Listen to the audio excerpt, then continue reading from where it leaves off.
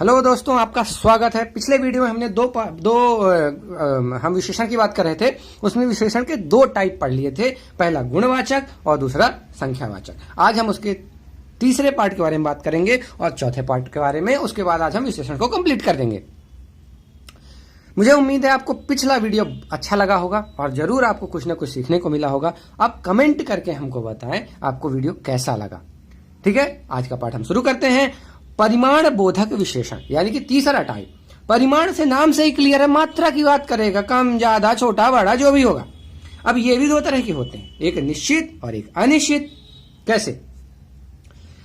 जैसे एक एग्जांपल ले लेते हैं कि बारात को खाना खिलाने के लिए 4 क्विंटल चावल चाहिए। 4 क्विंटल फिक्स हो गया भैया, 4 क्विंटल ही चाहिए, तो ये क्या हो गया? निश्चित वाला। लेकिन अगर बोलता है मुझे थोड़ा दूध दे दीजिए, अभी थोड़ा क्या है भाई, कितना? 1 लीटर, 2 लीटर, 10 लीटर, 100 लीटर, कुछ भी हो सकता है। थोड़ा मतलब पता नहीं क्या है। तो यही होता है कि परिमाण बोधक जो होता है वो परिमाण बताता है, यानी मात्रा बताता है। दो तरह का होता है, एक निश्चित और एक अनिश्चित। निश्चित में हमको पता होता है, फिक्स है। अनिश्चित में हमको पता नहीं होता है। ठीक, अब आता है चौथा। आगे वाले पार्ट बहुत छोटे छोटे हैं, पहले के शुरू के 2 पार्ट ही इंपॉर्टेंट थे, एक संख्यावाचक एक गुणवाचक। उनसे ज्यादा क्वेश्चन आते हैं। ये एक अच्छा है सर्वनामिक विशेषण। जब भी सर्वनाम विशेषण की तरह काम करने लगे तो उसको हम सर्वनामिक विशेषण कहते हैं। जैसे मैं बोल देता हूं यह मेरा घर है, तो यहां यह क्या है? यह एक सर्वनाम है। अगर आपको नहीं समझ में आया तो आप पुराना वीडियो जरूर देखें सर्वनाम पे। उस पर कंप्लीट वीडियो बनाया गया है जिसमें पूरा सर्वनाम समझाया गया है। ठीक है, तो सर्वनाम के बारे में एक चीज हमने बड़ी खास पढ़ी थी कि सर्वनाम 2 तरह का होता है। एक मौलिक सर्वनाम जो नॉर्मल चलते रहते हैं, एक यौगिक। यौगिक में क्या होता है? जो मौलिक सर्वनाम है उसमें कुछ कुछ ये जुड़ जाते हैं, हमारे जो विभक्तियां होती हैं। जब विभक्तियां जुड़ जाती हैं तो उसमें चेंजेज आ जाते हैं, वो बन जाता है यौगिक सर्वनाम। तो उसी हिसाब से जो विशेषण है, जब सर्वनाम ही बदल गया, 2 तरह का हो गया, तो विशेषण भी 2 तरह के हो जाएंगे। तो एक मौलिक सर्वनामिक विशेषण हो जाता है और एक यौगिक सर्वनामिक विशेषण हो जाता है। अब इस एग्जांपल देखते हैं। तो यह वह कोई अगर आते हैं, जो कि आप मौलिक में जाके देख सकते हैं जो हैं, तो मौलिक सर्वनामिक विशेषण हो जाएंगे। या ऐसा, कैसा, जैसा, ऐसे वाले आ जाते हैं तो यौगिक सर्वनामिक विशेषण हो जाएंगे। तो यह मेरा घर है भाई, घर क्या है? यहाँ संज्ञा, और ये इसका क्या है? विशेषण। लेकिन यह एक सर्वनाम भी है, इसलिए सार्वनामिक विशेषण। वह किताब फटी है, संज्ञा, उसका यह विशेषण, सर्वनाम, इसलिए सार्वनामिक विशेषण। ऐसे इधर जैसा देश, ये एक संज्ञा, संज्ञा का यह विशेषण, लेकिन ये सर्वनाम है इसलिए सार्वनामिक विशेषण। और चूंकि ये यौगिक वाला है तो यौगिक सार्वनामिक विशेषण। ठीक है, आप देखें पिछले बार हमने बात करी थी कि विशेषण को 2 पार्ट में हम बांटते हैं। एक मूल आधार पे हम बात करें तो 4 हो गए। कौन से? गुणवाचक, संख्यावाचक, परिमाण बोधक और हमारा सार्वनामिक। और अगर हम स्थान, कैसे, किन किन स्थान पे विशेषण यूज हुआ है उसके हिसाब से बांटे तो 2 पार्ट में बांटते हैं, एक सामान्य विशेषण और एक विधेय विशेषण। इनमें क्या अंतर है? जब आप विशेष समझ में आता होगा आपको, जो संज्ञा सर्वनाम होता है उनके पहले अगर हमने विशेषण यूज किया तो सामान्य विशेषण। जैसे काली गाय बहुत सुंदर है, ये है हमारा विशेष। मेहनती आदमी, ये है हमारा विशेष। विशेष के पहले क्या जुड़ा है? विशेषण। तो जब विशेष के पहले विशेषण जुड़ा होता है उसको हम बोलते हैं सामान्य विशेषण।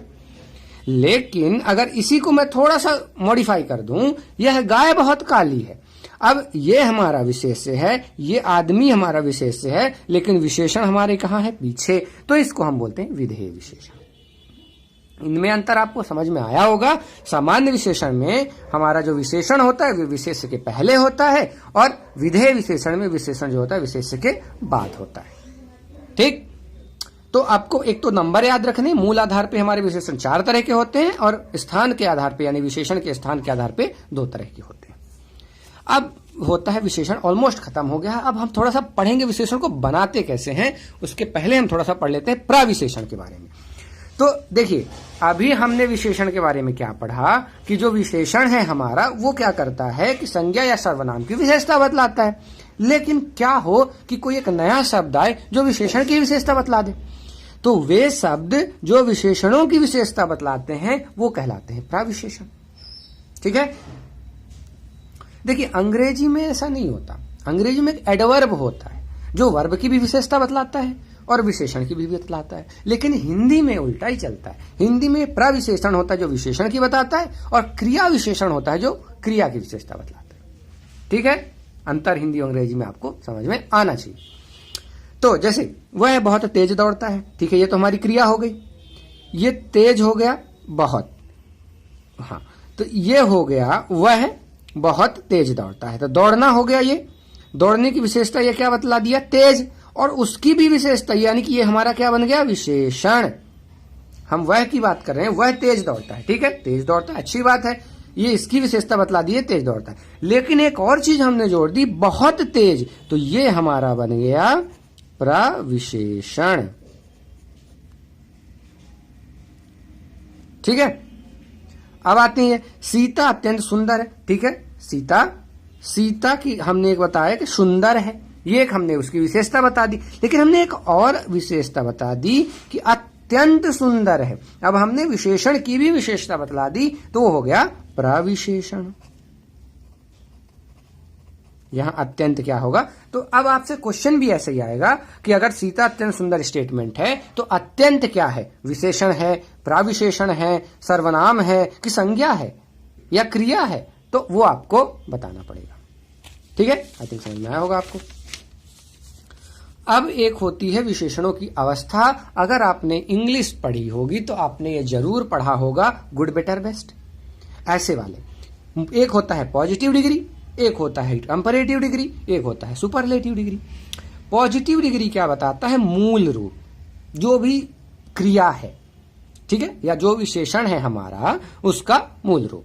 ठीक, ये जो कंपैरेटिव होती है इसको हम हिंदी में बोलते हैं उत्तरावस्था। ये नाम आपको याद होने चाहिए, एक मूलावस्था, एक उत्तरावस्था और एक उत्तमावस्था। इनकी हिंदी से अंग्रेजी से आप अगर रख लेंगे तो आपको याद रखने में आसानी होगी। मूलावस्था को पॉजिटिव, उत्तरावस्था कंपैरेटिव, उत्तमावस्था सुपरलेटिव। उत्तम हम उसको बोलते हैं जो सबसे अच्छा होता है, उससे आप लगा सकते हैं सुपरलेटिव। तो अब देखें, उत्तरावस्था जो होता है यानी कंपैरेटिव में हम क्या करते हैं, कंपेयर करते हैं दो चीजों की। तो दो चीजों की अधिकता या न्यूनता की तुलना, या तो एक दूसरे से सुंदर बताएंगे या कोई भी गुणों की हम तुलना करेंगे, या कुछ भी चीज की हम तुलना, मात्रा की, गुण की, कुछ भी कर सकते हैं, तो हम तुलना करेंगे दो के बीच में, तो वहां पे कंपेरेटिव हो जाएगा। और सुपरलेटिव क्या होता है, एक ग्रुप कोई भी है उनमें हम किसी को एक को बेस्ट बता देंगे या वर्स्ट बता देंगे, यानी सबसे अच्छा या सबसे बेकार, तो वहां आ जाता है सुपरलेटिव डिग्री में। कैसे, जैसे लघु है, कोई छोटा आदमी, मूल रूप में लघु है। लघुत्तर मतलब इसमें बड़ा आधाता नहीं है, यहाँ पे बस याद रखना, लघुत्तर। लघुत्तर का मतलब ये है कि दो लोगों की अगर बात करें तो ऐसा बोले हम कि ये पहला वाला आइटम दूसरे से लघुत्तर है, मतलब पहला दूसरे से छोटा है। लघुत्तम का मतलब हो गया कि सबसे छोटा हो गया, पूरे के पूरे ग्रुप में से सबसे छोटा हो गया लघुत्तम। ऐसे ही कोमल है तो कोमलतर और कोमलतम। अब यहाँ पे थोड़ा सा एक चीज याद रखनी है कि जब यहाँ पे ता हलंत वाला होता है तो इसके यहाँ पे डबल ता आ जाते हैं। ठीक है, ये संधि में हम पढ़ेंगे बड़े अच्छे से। अच्छा, संधि समास भी हमको पढ़ना है। फिर उसके बाद महत्तम हो गया या बृहत्तम हो गया, यहाँ भी डबल ता आ जाते हैं, ये संधि में काम आएगा आपको। ठीक है, तो विशेषणों की मेनली आपको ये भी याद रखना है कि तीन अवस्थाएं होती हैं, मूलावस्था, उत्तरावस्था और उत्तमावस्था। कैसे बनाते हैं वो भी आपको पता चल चुका है। अब आते हैं मेन चीज, विशेषणों की रचना कैसे करते हैं। आपको एक शब्द दिया जाएगा या आपको एक संज्ञा दी जाएगी, उसमें आपको बोलेंगे इसका विशेषण बताओ। जैसे बुद्धि का बताओ आप विशेषण क्या होगा, और चार ऑप्शन दे देंगे। तो आपको अगर ये रूल पता है कि कुछ एक प्रत्यय लगा के जो हम विशेषण बना लेते हैं, तो आप उन क्वेश्चन को बड़ी आसानी से कर पाओगे। जैसे कुछ चीजों पे ई प्रत्यय लगा के विशेषण बनता है। जैसे अगर आपको शहर बोल दिया तो शहर का विशेषण शहर ही बनेगा, भीतर बोल दिया तो भीतर का भीतर ही बनेगा, क्रोध है तो क्रोध का क्रोध ही बनेगा। देखिए, ये जो हम बता रहे हैं ये कोई नियम नहीं है, ये रूल्स हैं, ऐसे चलते हैं। ठीक है, ऐसे अगर आपको वर्ड दिखे शहर, भीतर, क्रोध, तो इनमें आप ई प्रत्यय लगा के उसका विशेषण बनाएंगे। लेकिन अगर आपको ऐसे शरीर, मन, अंतर जैसे शब्द मिलते हैं तो आप शरीर को शारीरिक, मन को मानसिक, अंतर को आंतरिक करके आप विशेषण बनाओगे। लेकिन अगर आपको श्री, बुद्धि, शक्ति जैसे शब्द मिलते हैं तो आप मान प्रत्यय लगाओगे और श्रीमान, बुद्धिमान और शक्तिमान बनाओगे। तो इन चीजों पे आपको याद रखना पड़ेगा और ऑप्शन एलिमिनेट करने पड़ेंगे। यही मैं स्टार्टिंग में बोला था, यहां पे गलत होने के चांस बहुत रहते हैं, क्योंकि कोई वेल डिफाइंड रूल नहीं है कि आपको कौन सी संज्ञा से कौन सा विशेषण कैसे बनाना है। आपको बस इनको एक पैटर्न देखना पड़ेगा, उसमें वो प्रत्यय लगा के आप बनाना पड़ेगा। जैसे अब धन या रूप मिलता है तो आपको वहां वान प्रत्यय लगाना पड़ेगा, तो धनवान या रूपवान आपका विशेषण बनेगा। ऐसे ही जब हार मिलेगा तो मतलब सृजन या पालन की बात करेंगे तो सृजनहार, पालनहार बनाना पड़ेगा। अब अगर दूध या रथ ऐसी कोई चीजों की बात होती है तो आपको वाला प्रत्यय लगाना पड़ेगा, तो दूध वाला, रथ वाला। आपसे कोई ये नहीं दिया जाएगा कि आप वाला प्रत्यय लगा के बनाए हो, आपको बस सिंपल दिया जाएगा कि रथ का आप विशेषण बनाओ। अब आपको अगर नहीं पता है कि रथ में वाला प्रत्यय लगता है तो आप नहीं कर सकते। ठीक, इसलिए मैं बोल रहा हूं कि इनको आप बड़े ध्यान से याद रखो। सारे क्वेश्चन लगभग इन्हीं प्रत्यय में से आ जाते हैं। ठीक, पैटर्न एक ही जैसा रहता है, थोड़े से शब्द इधर उधर हो सकते हैं। अब जैसे भूख, प्यास, इन गुणों की अगर आप बात करोगे तो वहां आप आ प्रत्यय लगा दोगे, भूखा बन जाएगा, प्यासा बन जाएगा, इस तरह के शब्द जो भी आएंगे।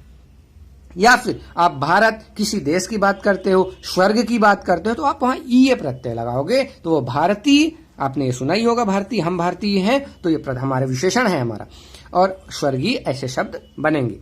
जब भी आप कोई चमक दमक और इन चीजों की बात करोगे, आप नोक की बात करोगे, तो आप वहां इला प्रत्यय लगाओगे, तो चमकीला और नुकीला विशेषण बनेंगे।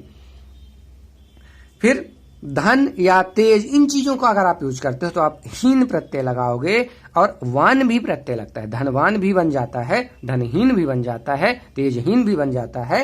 एग्जाम्पल के हिसाब से, क्वेश्चन के हिसाब से वेरी करेंगे, आपको वहां देखना पड़ेगा। अब ये दो बहुत इंपॉर्टेंट है, धातुज प्रत्यय और अव्ययज। ये थोड़े से अलग ही चलते हैं। जैसे नहाना, अब नहाना का प्रत्यय आप बनाओगे, जब भी कुछ भी लगाओगे तो आप धातु प्रत्यय लगा के उसको बनाओगे, नहाया। इन दो चीजों पे आपको ज्यादा अटेंशन देनी है, इनसे क्वेश्चन ज्यादा आते हैं। जैसे खाना, अब खाना का विशेषण बनाना है तो अगर आपको नहीं पता तो आप गलत करोगे, खाया या खाऊ। ठीक है, ये धातुज प्रत्यय लगने के बाद बनते हैं।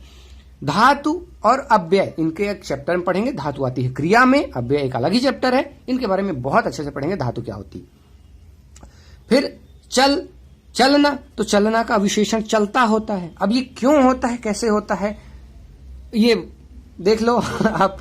ये कुछ इसके बारे में कभी दिया नहीं है, कहीं किसी भी बुक में मुझे नहीं मिला कि चलना का चलता ही क्यों होता है विशेषण। होता है, आप याद कर लो। बिकना का बिकाऊ होता है। ठीक है, तो ये धातुज वाले थोड़े से उटपटांग टाइप के होते हैं, आपको इनको याद रखना पड़ेगा। अव्यय के बारे में अगर बात करो तो ये जो एक ही टाइप के होते हैं, ये जैसे ऊपर, भीतर, बाहर, इनका ई लगा दो आप, ऊपरी, भीतरी, बाहरी, ऐसे आप कर दो तो ये वाले बन जाएंगे अव्ययज वाले विशेषण। तो आपसे पूछ लिया कभी भीतर का विशेषण बताओ, तो भीतरी, भीतर, बाहर, ऊपर, इन सब का हो जाता है क्या, ई लगा दो तो बन जाता है। कुछ एक विशेषण बनते हैं विभक्ति लगाने से। विभक्ति के बारे में हम संज्ञा में पढ़ चुके हैं, कारक में 8 विभक्तियां हम पढ़ चुके हैं।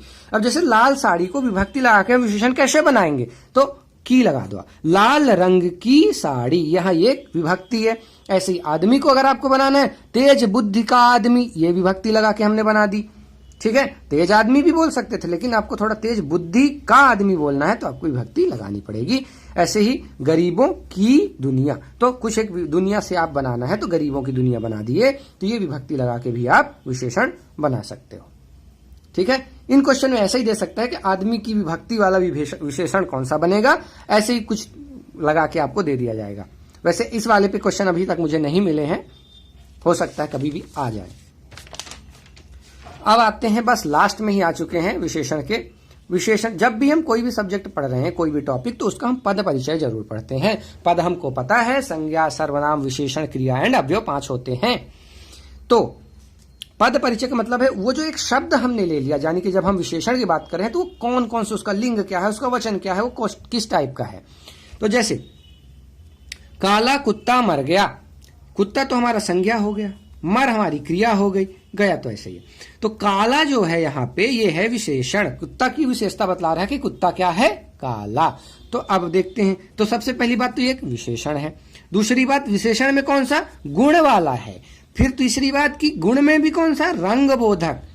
ये मैं इसलिए करवा रहा हूं क्योंकि क्वेश्चन में अगर आपसे पूछ लिया काला किस तरह का विशेषण है तो आपको समझ में आना चाहिए रंग बोधक वाला विशेषण है, जो हमने 12 टाइप पढ़े थे उसको आप देख सकते हैं। ठीक है, इसमें आपका लिंग पूछ लिया तो क्लियर ही है, पुल्लिंग होगा और वचन भी एक वचन होगा। अब इस काला का विशेष कौन है जिसकी ये विशेषता बतला रहा है, वो है कुत्ता, यानी जो संज्ञा सर्वनाम जिसकी विशेषता काला बता रहा है वो क्या है, कुत्ता।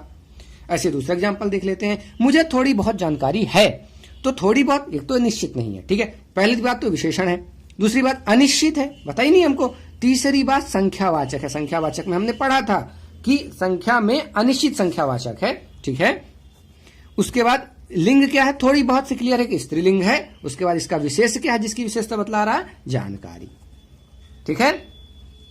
अब आ जाते हैं व्यापम स्पेशल में, जो कि नंबर्स पूछते हैं। तो विशेषण मूल रूप से 4 होते हैं, और अगर हम स्थान की बात करें, अभी थोड़ी देर पहले हमने देखा था तो 2 होते हैं, एक पहले विशेष के, एक विशेष के बाद में। मूल रूप से भी जो टाइप होते हैं उनमें 4 होते हैं, जो गुण, संख्या, परिमाण और सार्वनामिक। तो गुण के भी 12 होते हैं, नॉर्मली 12 होते हैं, वैसे तो ज्यादा भी हो सकते हैं, लेकिन अगर पूछ लीजिएगा मूलतः उसमें कितने होते हैं तो 12 होते हैं।